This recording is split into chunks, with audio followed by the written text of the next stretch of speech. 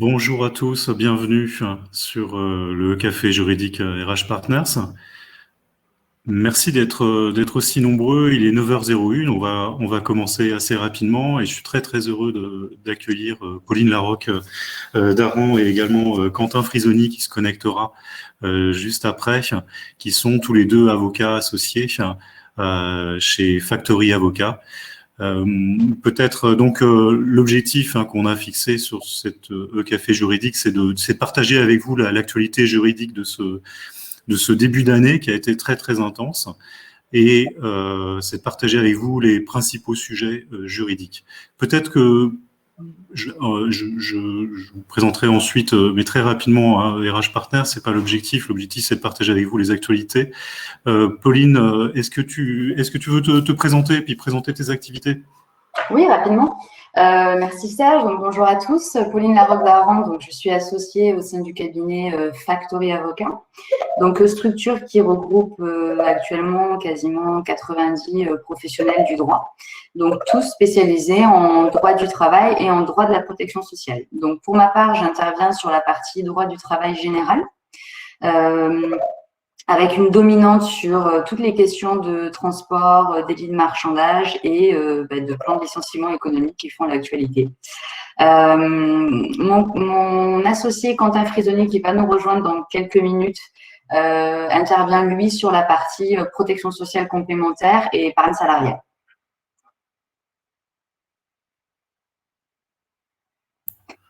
Merci Pauline.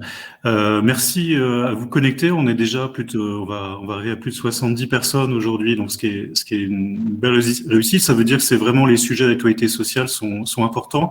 Vous donnez quelques repères sur RH Partners. RH Partners, c'est un cabinet qui intervient à toutes les phases de la vie d'une entreprise, avec quatre activités principales: l'activité de recrutement, tout type de recrutement, et on va sur du recrutement de tout type de profil. Aujourd'hui, tout besoin rencontré par une entreprise peut être en tout cas questionné, et on peut essayer de trouver une solution. La deuxième activité importante également, c'est tout ce qui est l'évolution professionnelle des salariés au sein d'une entreprise ou en dehors d'une entreprise. Donc ça va passer par du bilan de compétences, de la placement individuel, du diagnostic retraite, toutes les problématiques individuelles qui vont pouvoir se poser.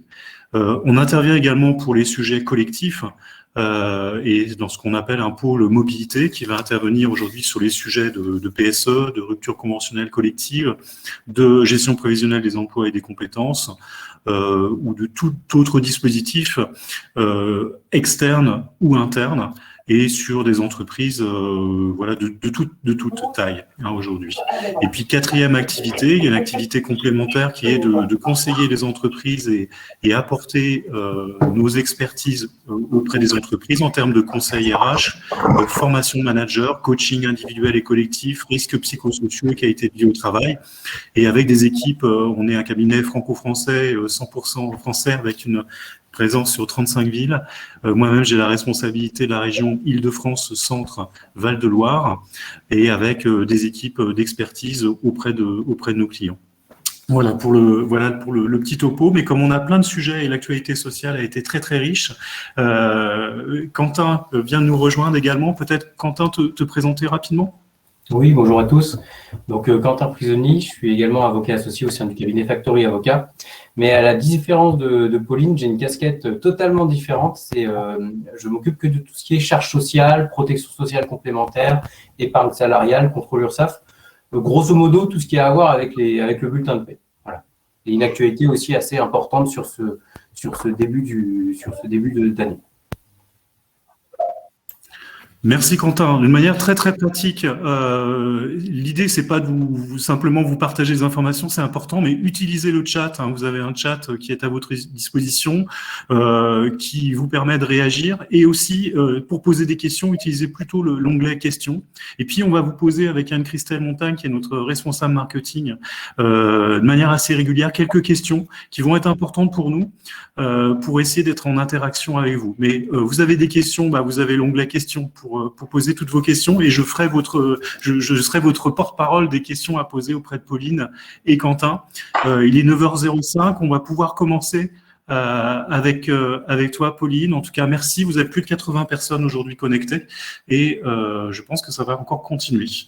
Pauline, Quentin, c'est à vous. Parfait. Alors, je vais vous partager une présentation. Et donc, on va commencer par l'actualité législative et réglementaire. Actualité qui a été dense sur ce premier semestre 2021. Donc, il a fallu sélectionner les sujets. Donc, premier sujet d'actualité, c'est le nouveau report de la baisse des taux d'activité partielle.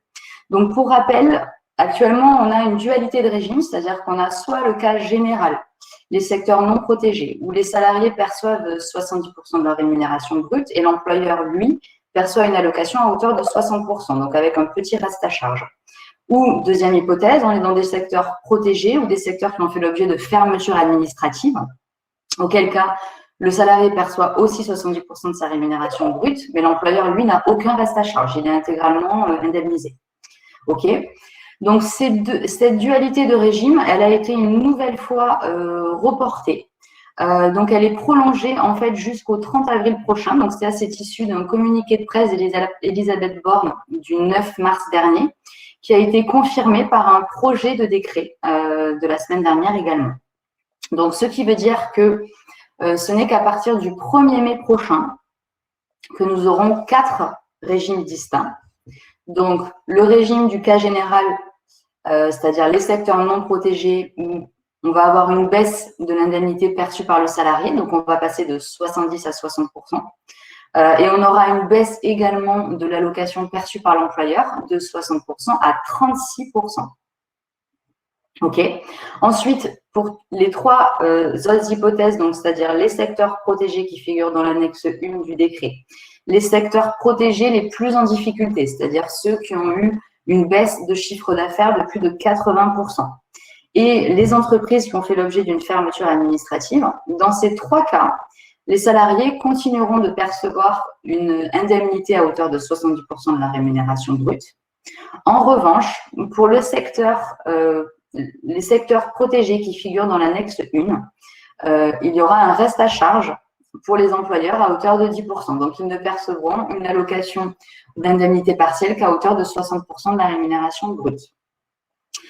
Évidemment, sous réserve qu'il n'y ait pas une nouvelle baisse, enfin un nouveau report par contre de ces baisses. Deuxième actualité, l'index égalité hommes-femmes. Alors, pour rappel, les entreprises de plus de 50 salariés devaient publier pour le 1er mars dernier la note globale obtenue sur l'index égalité hommes-femmes sur la base de 4 ou 5 indicateurs selon l'effectif de l'entreprise. OK ? Donc, pour les entreprises qui n'auraient pas encore publié leur index, sachez qu'il existe un simulateur calculateur automatique sur le site Index Égalité Pro qui est plutôt bien fait. Et au sein duquel vous n'avez juste qu'à remplir vos informations et la note globale se calcule automatiquement avec le détail pour chaque indicateur. OK.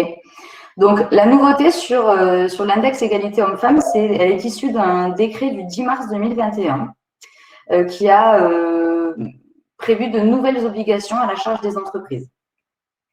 Donc, pour rappel, jusqu'à présent, les entreprises, elles n'étaient tenues que de publier la note globale obtenue. Le détail en fait, du calcul n'avait seulement qu'à être transmis aux représentants du personnel. Okay. En application du décret du 10 mars 2021, à partir du 1er juin prochain, les entreprises vont devoir également publier les résultats pour chaque indicateur. Publication qui devra être effectuée, donc là, pas de changement, soit sur le site internet de l'entreprise lorsqu'il existe, soit à défaut, qui devra être communiqué par tout moyen aux salariés. OK. Autre nouveauté, le décret précise que la communication devra être visible et lisible et qu'elle devra rester consultable jusqu'à l'année suivante. Donc, il ne suffit pas de publier sa note pendant quelques jours. La note doit rester toute l'année jusqu'à ce que la nouvelle note de l'année suivante soit disponible. Il y a une autre actualité sur la question de l'index égalité hommes-femmes, actualité qui fait suite à la publication des résultats sur l'année 2020. en fait, il en est ressorti que la part des femmes dans l'indicateur en fait sur la part des femmes dans le top 10 des rémunérations des entreprises était très mauvais. Un quart, alors même si la France est vraisemblablement le meilleur élève par comparaison aux autres pays européens, il n'en demeure pas moins que seulement un quart des entreprises respectent la parité en fait sur ces niveaux de rémunération très élevés. Donc c'est cette situation qui a conduit au dépôt d'une proposition de loi le 8 mars dernier, qui vise à renforcer la présence des femmes dans les comités exécutifs. Donc, cette proposition de loi, elle prévoit un système un peu similaire à l'index égalité pro, c'est-à-dire qu'on est toujours sur un indicateur qui devra être publié, un indicateur qui sera relatif aux écarts de représentation au sein des comités exécutifs et parmi les 10 postes, enfin les 10% de postes à plus forte responsabilité. Il y aura aussi un temps pour se mettre en conformité et un objectif en termes de représentation au niveau de ces comités. Et en cas de non-respect, de non-atteinte des objectifs de parité, il y aura également application d'une pénalité financière calculée en pourcentage de la masse salariale. Bon, en sachant que, a priori, cette proposition de loi, elle ne s'appliquerait qu'aux entreprises d'au moins 1000 salariés.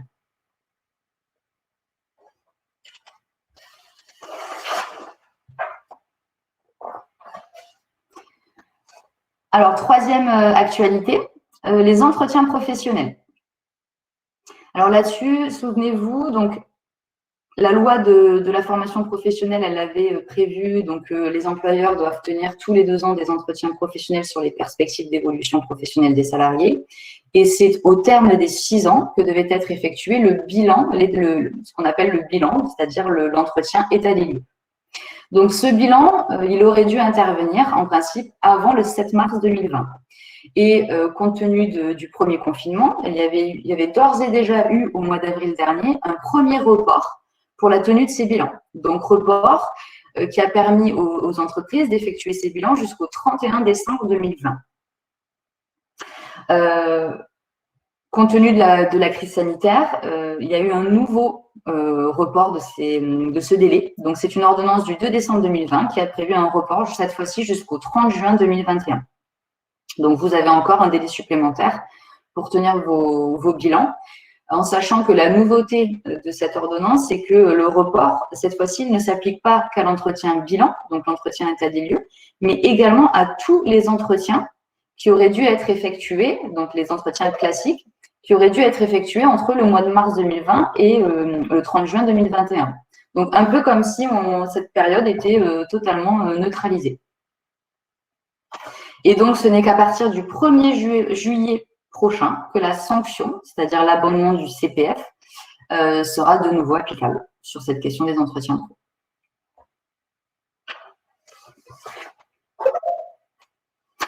Et ensuite, quatrième actualité, donc c'est l'allongement du congé de paternité. Allongement qui a été prévu dans la loi de financement de la sécurité sociale pour 2021. Alors, pourquoi ces modifications sur le congé de paternité? En fait, quand on lit l'étude d'impact de la loi, il y a eu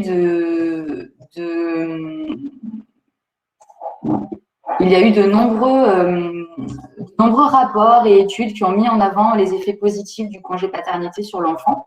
Et précisément, puisque le fait que le père serait présent pendant les premiers jours de l'enfant, en fait, favoriserait son attachement et son engagement et donc permettrait un meilleur développement de l'enfant. Et donc, pour ces raisons, eh bien, il a été décidé d'allonger le congé parental en sachant le congé de paternité. Alors, quelles sont les modifications qui ont été apportées? Alors, actuellement, pour mémoire, les pères, ils disposent d'un congé de naissance de 3 jours. Okay, congé de naissance qui doit être pris dans un délai raisonnable à compter de la naissance de l'enfant. Okay, et ensuite, ils disposent d'un congé paternité d'une durée de 11 jours calendaires. 11 jours calendaires qui doivent être posés dans un délai de 4 mois à compter de la naissance. Okay. En application des nouvelles dispositions, donc à partir du 1er juillet prochain, le dispositif sera le suivant. Donc, s'agissant du congé de naissance, donc il sera toujours de 3 jours. En revanche, il sera imposé et obligatoire. Donc, c'est-à-dire qu'a été inscrit dans la loi l'interdiction pour les entreprises d'employer des salariés pendant cette période de congé de naissance. Ce congé de naissance, il démarrera obligatoirement, donc soit le jour de la naissance de l'enfant, soit à défaut au premier jour ouvrable suivant. Et s'agissant du congé paternité, donc il ne sera plus de 11 jours calendaires, mais de 25 jours calendaires. Et 25 jours qui seront coupés en deux parties, c'est-à-dire 4 jours qui seront obligatoirement accolés au congé de naissance, donc ce qui fera 3 plus 7, enfin 3 plus 4, donc 7 jours immédiatement à côté de la naissance de l'enfant, et 21 jours qui, eux, seront fractionnables et qui pourront être posés toujours dans un délai de 4 mois à côté de la naissance. Voilà, donc date d'entrée en vigueur de ces dispositions, 1er juillet 2021, en sachant que, alors je ne vais pas rentrer dans le détail, mais il y a eu également des modifications sur le congé d'adoption, avec un allongement de la durée de ce congé. Pauline, juste, on va rester sur si tu veux bien, ce qu'on a un certain nombre de questions sur les 4 modifications. Je vais commencer par Elisa qui nous pose la question: quelles sont les conditions pour le salarié qui souhaite prendre un congé paternité de 25 jours? Est-ce que l'enfant doit être né en juillet? Est-ce que le congé doit être pris à partir de juillet, même si l'enfant est né avant? Voilà. Alors non, c'est à compter de la date de naissance de l'enfant. Donc, c'est pour tous les enfants nés à partir du 1er juillet. Elisa te remercie. Et deuxième question de Clotilde, cette fois-ci sur l'allocation d'activité partielle. Est-ce que tu pourrais préciser et principalement quels sont les publics concernés par l'allocation d'activité partielle? Petit rappel sur ce sujet, sur les publics concernés par l'allocation d'activité partielle. Alors, les publics, c'est-à-dire les différentes catégories d'entreprises, j'imagine, donc les différents secteurs? Alors, les secteurs et les salariés qui pourraient être concernés par l'activité partielle. Alors, donc, s'agissant des secteurs, donc, ce que j'avais indiqué, c'est qu'à date, on a une dualité de régime. Donc, on a le cas des secteurs protégés, donc, et des entreprises qui ont fait l'objet d'une fermeture administrative. Donc, en fait, ces secteurs, ils sont listés dans les annexes au décret sur l'activité partielle. Donc, on va retrouver dedans tous les secteurs type hôtellerie, restauration, etc. Donc, qui ont fait l'objet de mesures par le gouvernement. Donc, il faut, pour déterminer si oui ou non vous êtes dans un de ces secteurs, il faut consulter les annexes 1 et 2 des décrets. Si vous n'êtes pas dans les secteurs protégés et que vous n'avez pas fait l'objet d'une fermeture administrative, autrement dit, par exemple, si vous n'êtes pas dans un centre commercial, eh bien, ça veut dire que vous êtes dans un secteur non protégé, donc c'est-à-dire le cas général. Et le cas général, c'est à partir a priori en tout cas pour le moment, à partir du 1er mai prochain, que le taux de l'allocation pour l'employeur, elle va vraiment chuter, elle va passer de 60 à 36%. S'agissant des salariés, les salariés qui sont le public concerné, en fait, il n'y a pas de public proprement dit, c'est-à-dire que c'est chaque entreprise qui détermine c'est chaque employeur qui détermine dans son entreprise quels sont les salariés qui, oui ou non, subissent une baisse d'activité qui nécessite leur placement en activité partielle.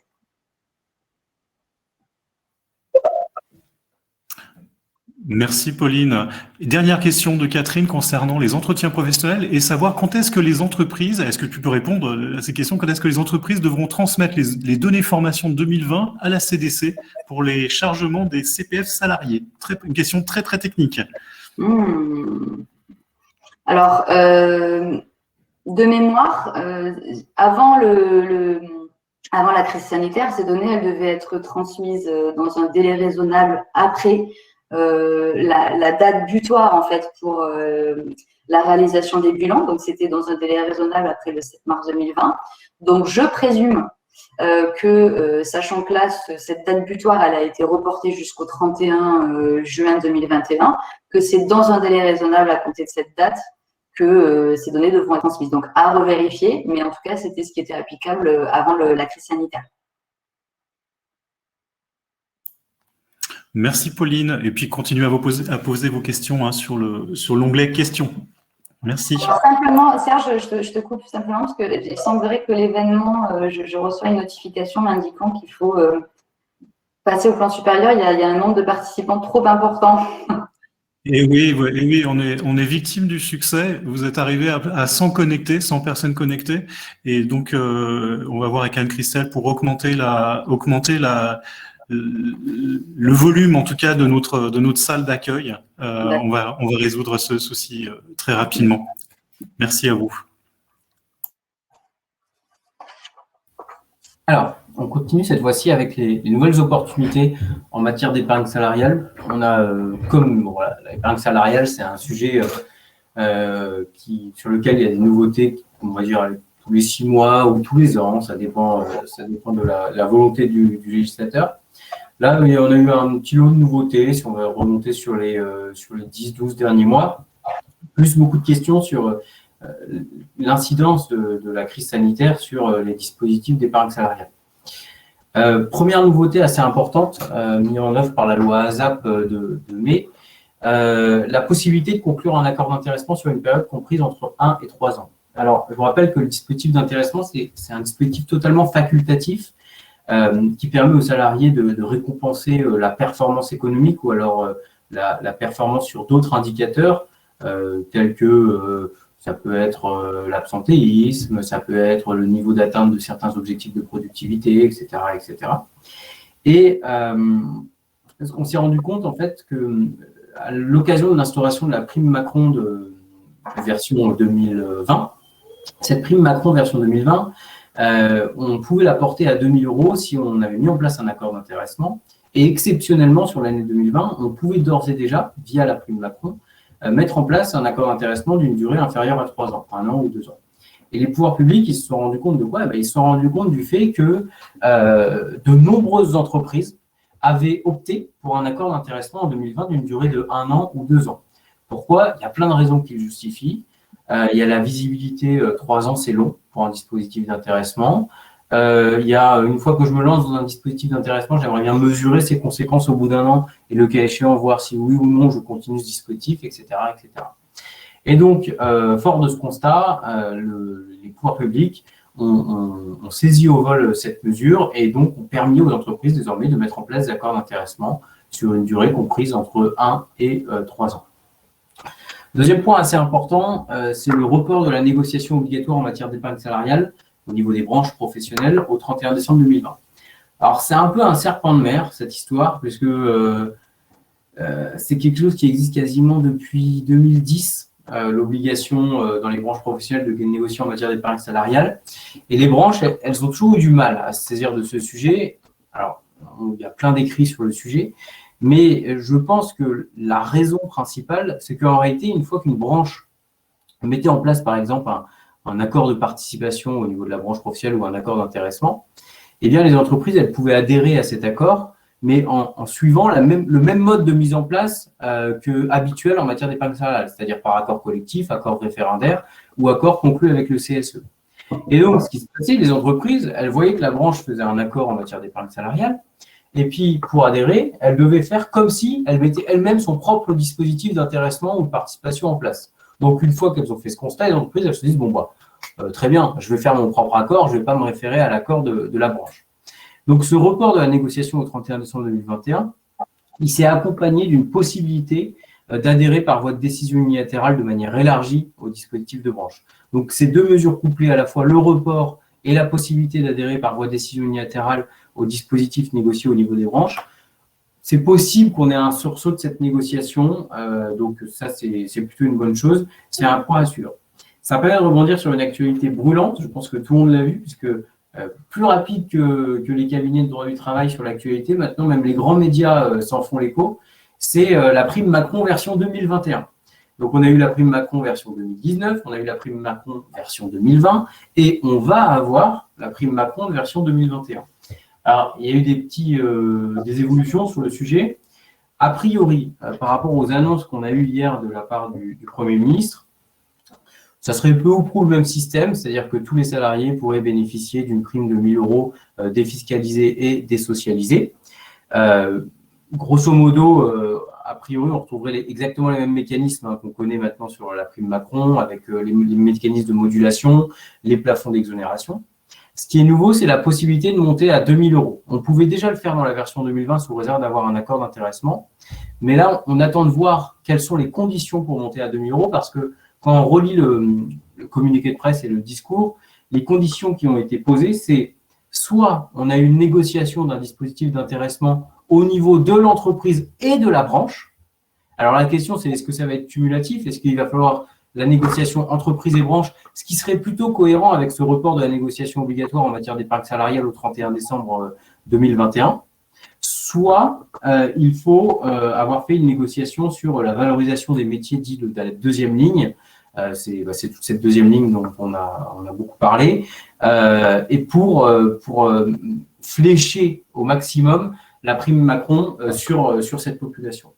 Donc ça, de toute façon, on devra en savoir plus, je pense, dans les prochains jours, prochaines semaines, avec les premiers projets qui vont tomber et les circulaires y afférentes. Autre nouveauté en matière d'épargne salariale, la possibilité dans les entreprises de moins de 11 salariés de mettre en place un dispositif d'intéressement par voie de décision unilatérale. Donc ça, c'était quelque chose de fortement demandé par les PME, TPE. Cette faculté, elle est quand même conditionnée à 2 points. La première, c'est bien évidemment d'avoir moins de 11 salariés et de facto de ne pas avoir de représentation du personnel au sein de son entreprise. Et la deuxième condition, c'est ne pas avoir mis en place un dispositif d'intéressement sur les 5 années antérieures. Nouveauté qui va entrer en vigueur le 1er septembre 2021, qui, à mon avis, va complexifier un petit peu l'épargne salariale. En matière d'épargne salariale, quand on fait un accord ou une décision unilatérale en intéressement, on a l'obligation, et c'est ce qui conditionne d'ailleurs le bénéfice des exonérations, on a l'obligation de déposer nos accords à l'administration. Et l'administration, elle a un délai qui varie entre 4 et 6 mois pour nous faire part de ses éventuelles observations sur notre accord, nous dire par exemple, je ne suis pas d'accord avec telle clause, il faudrait la modifier dans ce sens. Et ce qui est très bien, c'est que si on n'a pas de remarques de l'administration, ou alors si on se plie aux remarques de l'administration, on est protégé de tout risque URSSAF. Et ce qui se passait antérieurement, c'est que l'administration auprès de laquelle on déposait nos accords, donc on le fait via téléaccord, et c'était la Direct, future DRES, qui recevait nos accords et qui les étudiait. Le problème, c'est que la Direct et la DRES, bon, oui, ils ont des bureaux spécialisés en épargne salariale, mais ceux qui sont sur le terrain et qui redressent au quotidien les dispositifs d'épargne salariale, c'est l'URSSAF. Donc, c'est eux qui sont le plus à même de faire des remarques. Donc, très souvent, c'était plutôt, on va dire, gentil les discussions avec l'administration, même si on avait quand même des techniciens de l'autre côté qui faisaient des remarques totalement pertinentes, mais l'URSSAF, parfois, est un peu plus virulente dans cette position. Et à compter du 1er septembre 2021, les accords d'épargne salariale qu'on va déposer seront immédiatement transmis à l'URSSAF. C'est-à-dire que c'est l'URSSAF qui va contrôler tous les dispositifs d'épargne salariale. On verra comment ça va se passer, mais on peut s'attendre à un peu plus de remarques qu'actuellement dans le cadre des dépôts des accords en matière de participation. Sujet d'actualité aussi, l'incidence de l'activité partielle sur la répartition et le calcul des droits à intéressement et à participation. Alors, pour ceux d'entre vous qui sont en exercice fiscal et social calé, c'est-à-dire sur l'année civile, 1er janvier, 31 décembre, je pense que vous êtes en plein calcul d'intéressement, si vous avez un dispositif, ou de participation. Et donc, en ce moment, on a pas mal de questions sur « oulala, il y a eu beaucoup d'activités partielles l'année dernière, comment je fais pour calculer ?» Alors, pour ce qui est de la participation, pour le calcul, je vous rappelle que si vous êtes une formule légale, un des agrégats de la formule de calcul, c'est la masse salariale.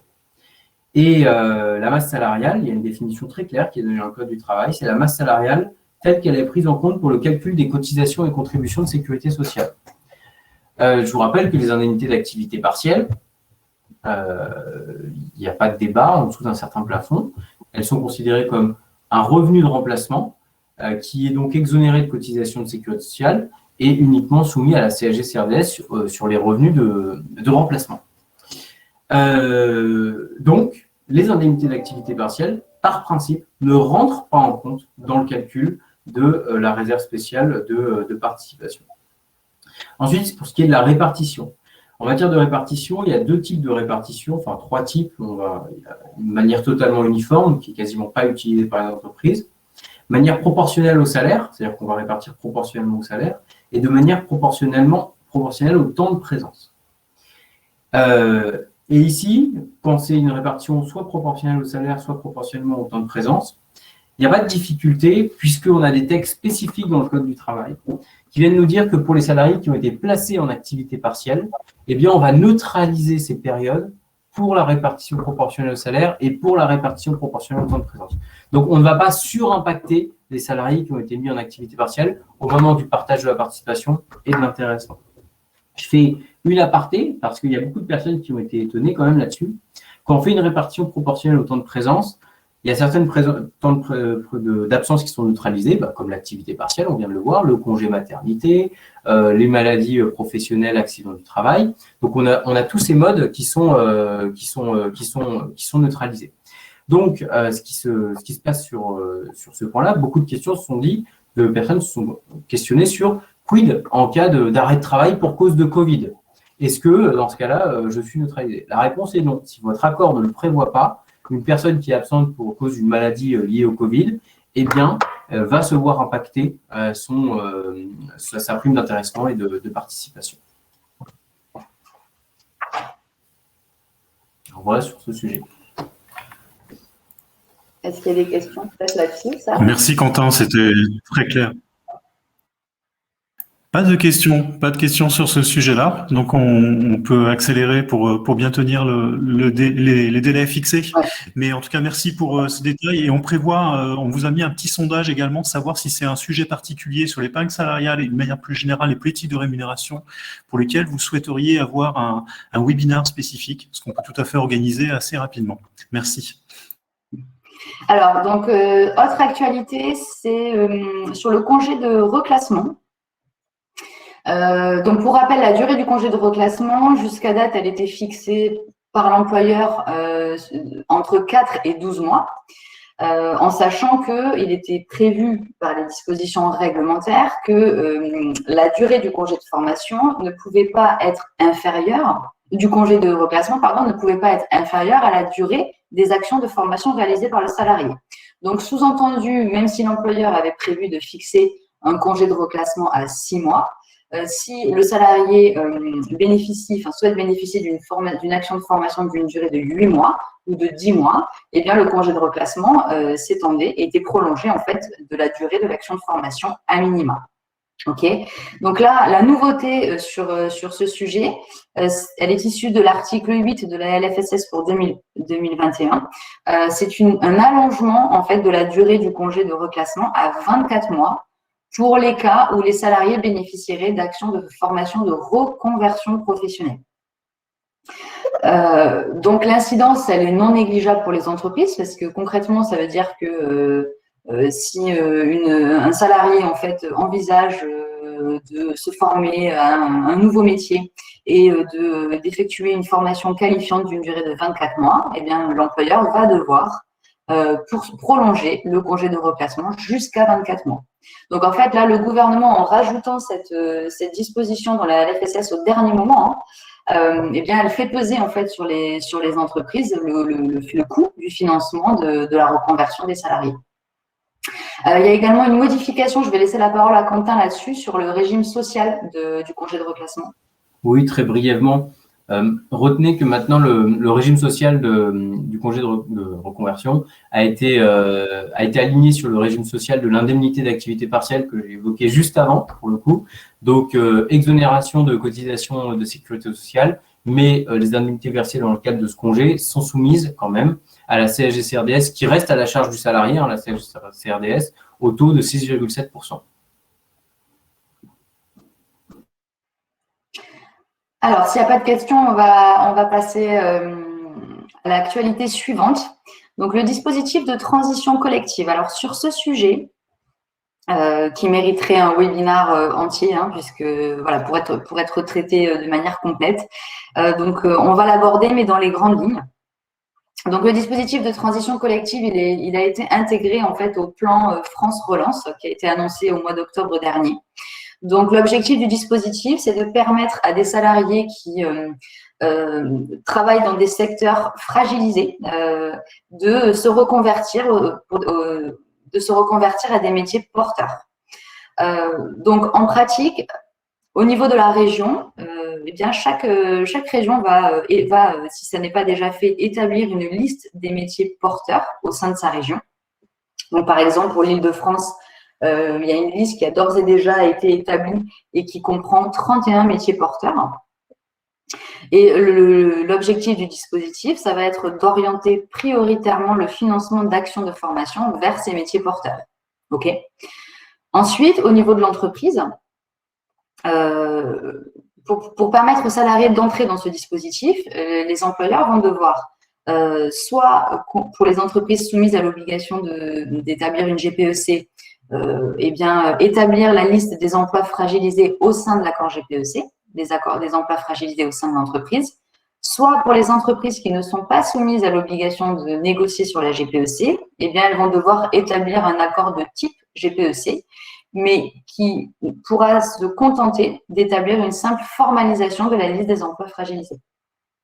OK? Donc, une fois que l'entreprise s'est dotée d'un accord, eh bien, le salarié, lui, va pouvoir déposer une demande de financement auprès des associations transition professionnelle.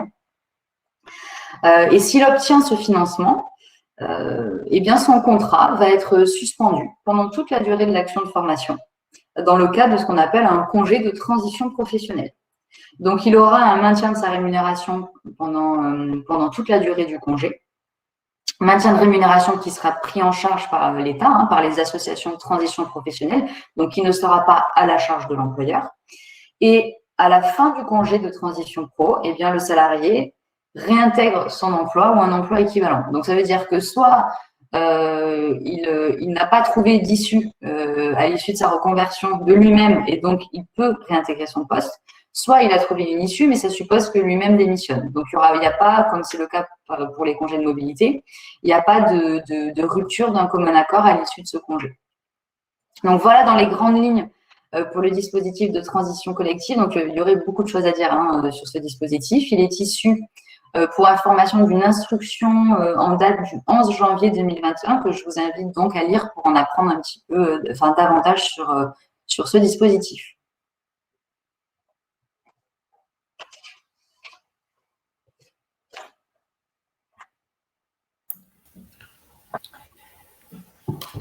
Alors, juste en aparté entre deux, il y a des personnes qui se demandent, qui ont des problèmes de connexion. Pour les problèmes de connexion, vous inquiétez pas, vous aurez le support qui pourra vous être communiqué. Puis vous aurez toujours la possibilité de contacter Pauline, Quentin. Il y a eu d'autres questions entre-temps sur l'épargne salariale et il semblerait qu'on pourrait organiser assez rapidement un e-café spécifique sur l'épargne salariale et peut-être un autre sur la transition. On va voir si vous réagissez par rapport aux différents sondages qui sont envoyés. Merci à vous. Alors, sujet pareil, plus que d'actualité. C'est bien parce qu'on a une matière mouvante. On s'en rend compte à chaque fois qu'on a une des webinars. La première, c'est, je vais d'ailleurs commencer par le bas de la slide, très rapidement. Il faut savoir que en matière de sécurité sociale, on avait une doctrine très éparse, c'est-à-dire qu'on a les textes, mais les textes ils sont souvent peu clairs ou peu intelligibles et ils sont commentés par beaucoup de circulaires.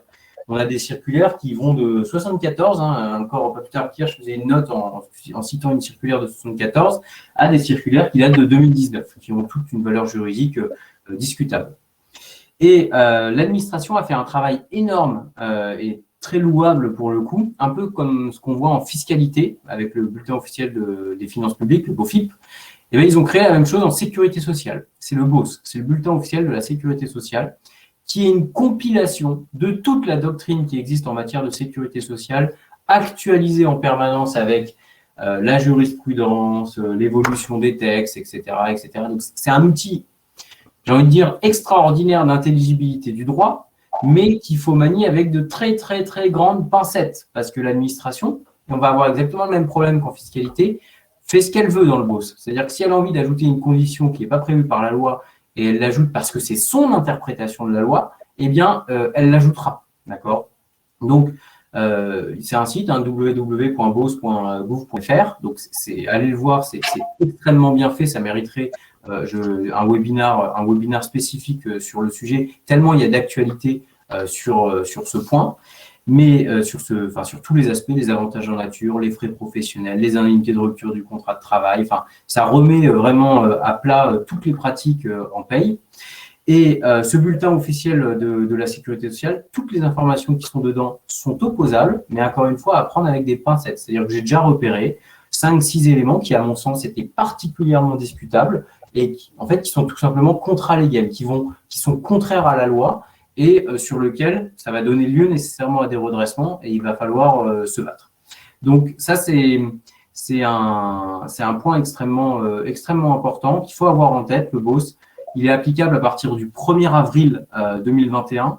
La DSS s'est rendu compte qu'il y avait tellement de modifications qui prévoient, la DSS, c'est la Direction de la Sécurité sociale, qui prévoit une entrée en vigueur différée en fonction des thématiques, parce qu'il y a un travail, c'est faramineux dans les entreprises, avec des sujets paye, des sujets RH sur les politiques de frais professionnels, etc. etc. Donc, on ne peut pas passer trop de temps parce que ce n'est pas l'objet de ce webinaire, c'était vraiment juste, je vous informe de cette actualité, mais vigilance là-dessus et je vous invite de toute façon à aller lire parce que le site est plutôt bien fait et on apprend beaucoup de choses sur la manière de penser de l'administration sur certaines politiques de frais professionnels d'avantages en nature. Petit focus sur les frais professionnels liés au télétravail. Le principe des frais professionnels liés au télétravail, je vous rappelle, c'est que normalement, quand un salarié engage des frais liés au télétravail, l'employeur doit le rembourser, parce qu'il y a un principe général de remboursement des frais professionnels, même si il y a un texte qui l'a imposé qui a été supprimé dans le Code du travail, il y a quand même une obligation pour l'employeur de rembourser les frais liés au télétravail, et il doit les rembourser au réel. Au réel, ça veut dire quoi? Ça veut dire que, par exemple, j'achète un siège ergonomique pour travailler de chez moi, je donne la facture à mon employeur, il doit me rembourser à l'euro près. Ma facture Internet, il doit me la rembourser à l'euro près pour l'utilisation professionnelle. Autant vous dire que c'est extrêmement compliqué de faire du remboursement au réel, puisque, par exemple, j'achète ma chaise, je sais pertinemment que je vais l'utiliser à des fins personnelles et à des fins professionnelles. Donc, comment déterminer la quote-part de la valeur de ma chaise que je vais utiliser à des fins professionnelles? Pareil pour ma connexion Internet. Raison pour laquelle beaucoup d'entreprises faisaient ce qu'on appelle des indemnisations forfaitaires. Elles donnaient X euros par jour de télétravail. Et les URSSAF refusaient cette indemnisation forfaitaire et redressaient systématiquement les entreprises qui opéraient de la sorte. L'année dernière, en décembre 2019, on a eu une tolérance sur le site des URSSAF qui est venue admettre un remboursement de 10 euros pour un jour de télétravail par semaine. Donc, c'est 10 euros par mois pour un jour de télétravail par semaine. Pour 2, c'est 20. Pour 3, c'est 30. Pour 4, c'est 40. Pour 5, c'est 50. L'URSSAF est venue dire on peut rembourser de manière forfaitaire. Alors, encore une fois, ça n'a pas de valeur juridique parce que c'est sur le site des URSSAF, mais ça serait étonnant que les URSSAF viennent redresser les pratiques qu'elles-mêmes énoncent. Bon. Et de toute façon, cette tolérance, elle a été reprise dans le bulletin officiel de la Sécurité sociale que j'évoquais à l'instant. Donc, vous pouvez faire de l'indemnisation forfaitaire des frais liés au télétravail dans la limite de 10 euros par jour pour 10 euros par jour par semaine, 10 euros mensuels. Ou alors, on peut aussi faire 2,5 euros pour un jour de télétravail. C'est au choix. L'URSSAF est venue encore ajouter une nouvelle tolérance il y a de cela 2 mois.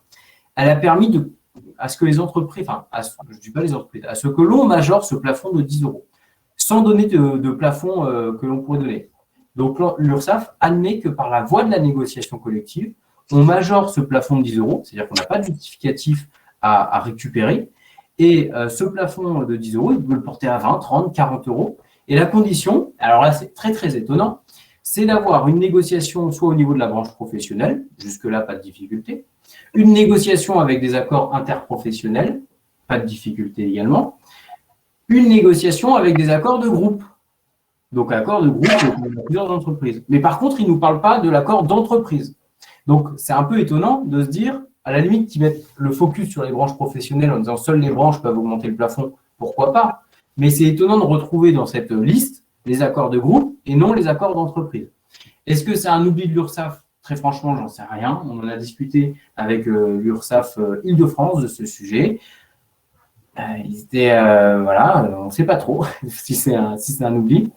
Quoi qu'il en soit, à date, cette tolérance, elle n'a pas été reprise sur le bulletin officiel de la Sécurité sociale. Ça devrait être le cas dans les prochaines semaines, prochains mois. Mais je vous rappelle qu'une tolérance est d'interprétation stricte. Donc, si vous voulez augmenter vos plafonds d'indemnisation tels qu'ils sont prévus par la tolérance URSSAF actuellement, vigilance sur le mode de formalisation.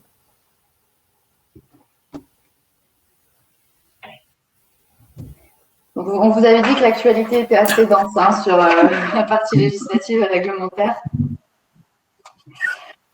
Juste une question.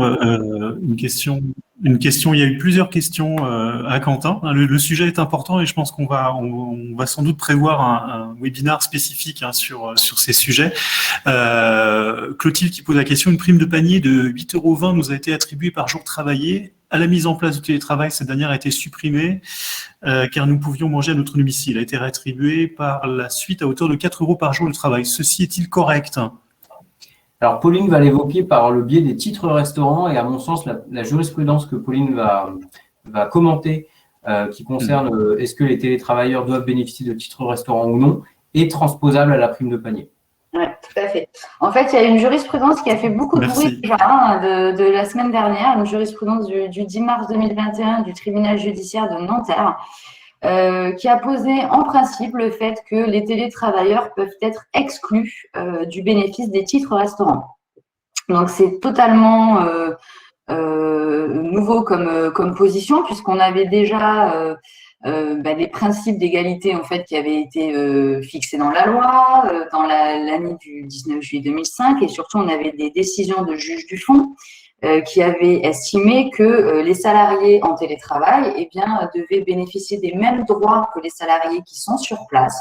Et donc, si les salariés sur place ont droit à des tickets restaurants, il en est de même pour les salariés en télétravail. Donc ça, c'est la position qui était applicable jusqu'à date, qui avait d'ailleurs été rappelée par le gouvernement dans son dernier question-réponse sur le télétravail. Et pour autant, le tribunal judiciaire de Nanterre, lui, il a considéré que certes, il y a un principe d'égalité qui n'est pas remis en question, évidemment, mais il considère que les salariés qui sont en télétravail ne sont pas dans une situation comparable aux salariés sur place, puisque précisément, ils ne supportent aucun surcoût lié à leur restauration en dehors de leur domicile. Et donc, ils peuvent être exclus de l'attribution des titres restaurants. Donc voilà pour cette nouveauté. Donc ça répond aussi en partie à votre question, madame, sur la question de l'attribution des primes paniers, puisque finalement les primes paniers, les salariés on pourrait considérer qu'ils pourraient aussi en être exclus puisqu'ils ne sont pas dans la même situation que les salariés qui sont sur place et qui bénéficient d'une prime panier venant compenser en fait le surcoût lié à la prise d'un repas en dehors du domicile.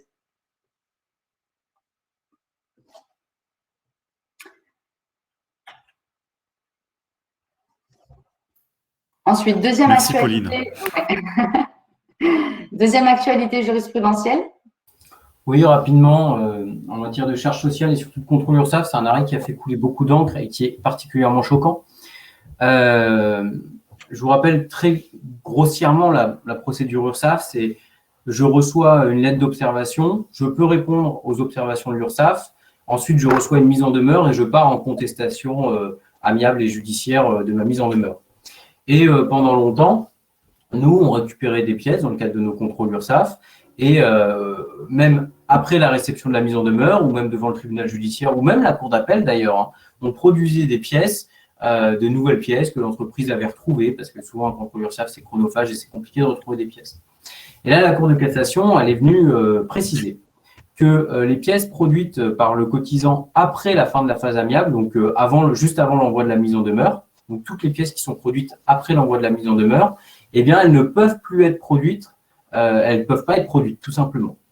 Alors, c'est un énorme point de vigilance parce que beaucoup d'entreprises se disent j'ai ma lettre d'observation de l'URSSAF, je n'y réponds pas, j'attends la mise en demeure et après je contesterai ma mise en demeure. Alors là, du coup, avec cette jurisprudence, il faut vraiment être vigilant. Pour moi, ça rend presque maintenant obligatoire la réponse à la lettre d'observation. puisque toutes les pièces que vous ne produirez pas à ce stade, vous ne pourrez plus les produire ultérieurement.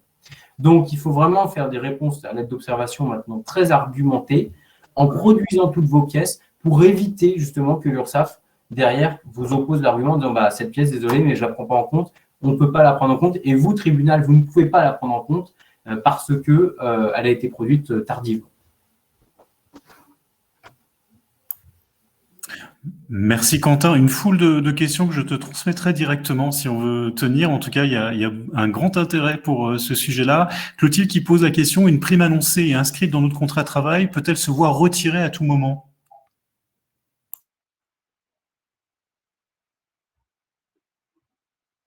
Une prime annoncée et mentionnée dans le contrat de travail, a priori, elle est contractualisée. Donc, elle ne peut pas se voir retirée à tout moment, sauf à imposer une modification au salarié de son contrat de travail sans son accord. Donc, elle peut être retirée, mais avec l'accord du salarié. Merci Pauline. Alors, il nous reste 3 actualités donc jurisprudentielles. On va arriver à tenir dans le délai. Donc, une jurisprudence qui a fait beaucoup de bruit et qui va se révéler d'une importance cruciale dans un contexte où on a une multiplication des PSE. En fait, c'était un salarié qui avait négocié une rupture conventionnelle à sa demande, de son contrat de travail. Et 2 mois plus tard, a été mis en œuvre un plan social au sein de son entreprise. Donc, ce qui veut dire qu'au moment où il a négocié sa rupture, le plan social était en préparation, d'accord? Mais il n'y avait eu aucune information, donc il était au stade de la confidentialité. Et là, la Cour de cassation, elle a validé le raisonnement de la Cour d'appel qui avait considéré que l'employeur avait en réalité dissimulé aux salariés l'existence d'un PSE en préparation et que cette dissimulation, eh bien, elle était constitutive d'un dol, c'est-à-dire que il avait dissimulé une information qui était déterminante pour les salariés et s'il en avait eu connaissance, eh bien, il n'aurait pas consenti à la rupture.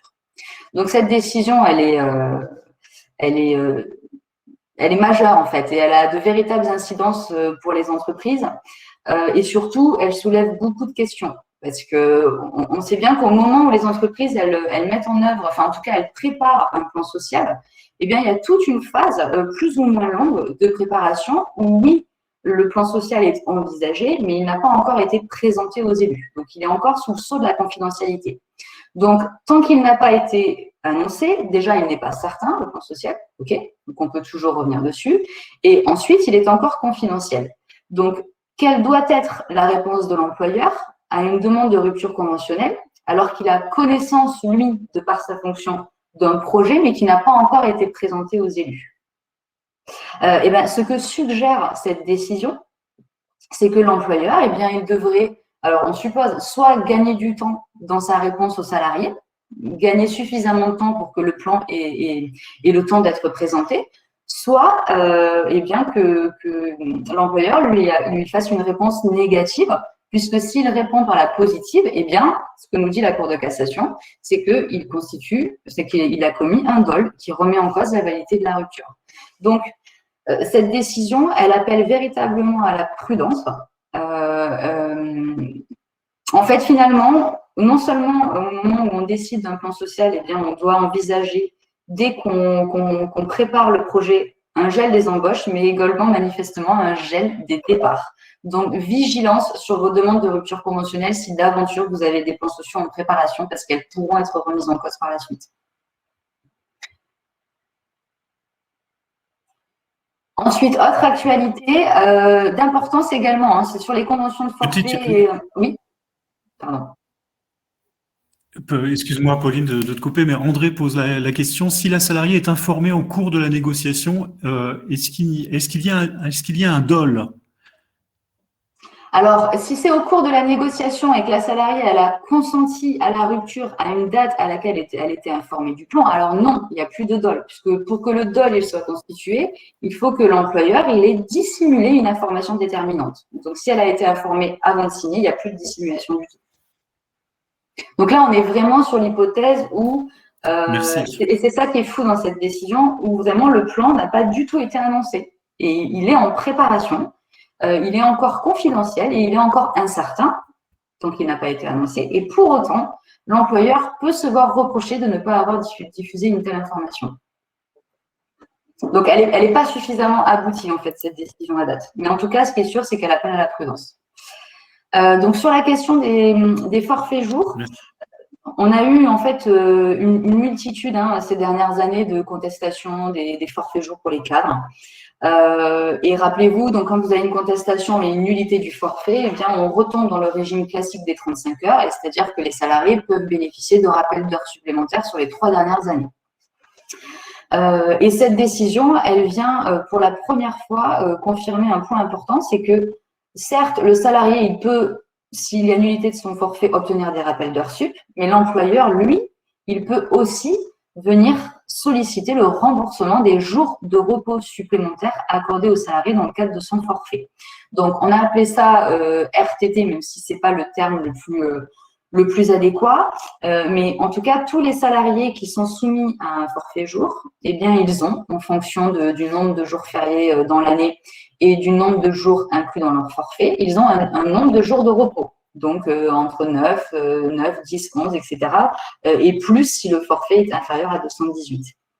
Eh bien, ces jours de repos, l'employeur peut en obtenir le remboursement quand il y a eu nullité du forfait. Donc, c'est important pour vos potentiels contentieux. C'est une demande qu'il ne faut pas omettre de formuler et qui d'ailleurs risque de freiner quelques demandes de salariés sur ce sujet. Alors, je ne sais pas s'il y a des questions là-dessus. Pas de questions. Pas de questions. Sur ce sujet, mais beaucoup d'intérêt. Ensuite, ma dernière actualité, c'est sur la dénonciation de faits discriminatoires. Donc, là-dessus, pour rappel, il y avait déjà un dispositif en vigueur qui concernait le harcèlement moral et qui prévoyait que donc, le salarié qui dénonce des faits de harcèlement, il bénéficie d'une protection, d'accord, contre le licenciement, sauf s'il a fait des dénonciations de mauvaise foi. De mauvaise foi, la mauvaise foi, ça suppose qu'il avait connaissance de la fausseté des faits dénoncés. Ok ? À partir du moment où le salarié est de mauvaise foi, eh bien la protection tombe et il peut à nouveau faire l'objet d'une sanction disciplinaire, pouvant aller jusqu'au licenciement pour faute grave. Eh bien ce régime, la Cour de cassation l'a transposé à l'hypothèse des discriminations. Donc c'est-à-dire que de la même manière, le salarié qui dénonce des faits de discrimination, oui, il est protégé, mais s'il est de mauvaise foi dans ses dénonciations, eh bien, il peut lui aussi faire l'objet d'une sanction disciplinaire. Donc, c'est une transposition du même régime et qui vise là aussi à freiner un peu toutes les dénonciations de faits de discrimination qui se sont multipliées dans les entreprises ces dernières années. Donc, c'est une posture en ce sens de la Cour de cassation qui vise à freiner cette tendance. Et voilà, c'est terminé. Bravo, il est 9h58. Vous avez encore 2 minutes pour s'il y a des questions et je crois qu'il y a une question qui arrive. Marjorie qui se demande la question sur les RTT. Est-ce que l'employeur peut demander le remboursement des RTT aux salariés dans le cas où le salarié aurait pris par anticipation ses jours de RTT? Alors, on est en dehors du cas de la nullité là. On est dans l'hypothèse où effectivement le salarié, peu importe que sa convention se soit faite annulée ou pas, on est dans l'hypothèse où elle ne s'est pas faite annuler. Il a pris ses jours en anticipation et il a quitté par exemple l'entreprise en milieu d'année et donc il a pris plus de jours que ce qui correspond au prorata. Bon, là-dessus, malheureusement, la jurisprudence, elle va plutôt dans le sens d'une réponse négative. Dans la mesure où le salarié, ses jours RTT, à partir du moment où il est cadre, eh bien, ils sont attribués forfaitairement en début d'année. C'est-à-dire que dès le début d'année, le salarié, il a tant de jours. On n'est pas dans une logique d'acquisition au fur et à mesure. Et par conséquent, eh bien, s'il a pris plus de jours en anticipation, eh bien, l'employeur ne sera pas fondé à en demander le remboursement. Enfin, en tout cas, sa position sera contestable.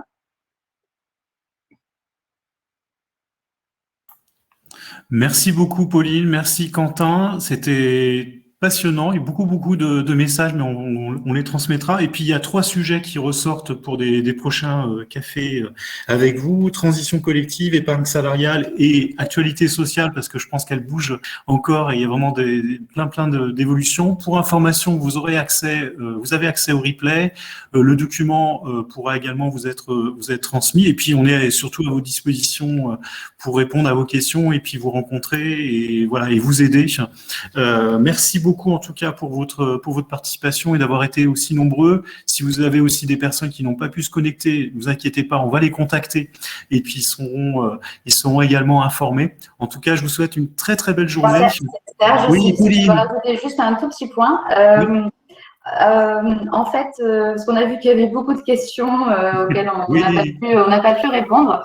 Donc, sachez que voilà, nos coordonnées vont être transmises à la liste des participants et avec Quentin, on répondra. Voilà, on s'engage à faire 2 réponses gratuites à chacun des participants, voilà, pour que chacun puisse poser ses questions. Donc, n'hésitez pas à nous contacter directement. Merci à vous et puis merci pour votre participation et à tout bientôt. Merci, très bonne journée, puis prenez soin de vous bien sûr.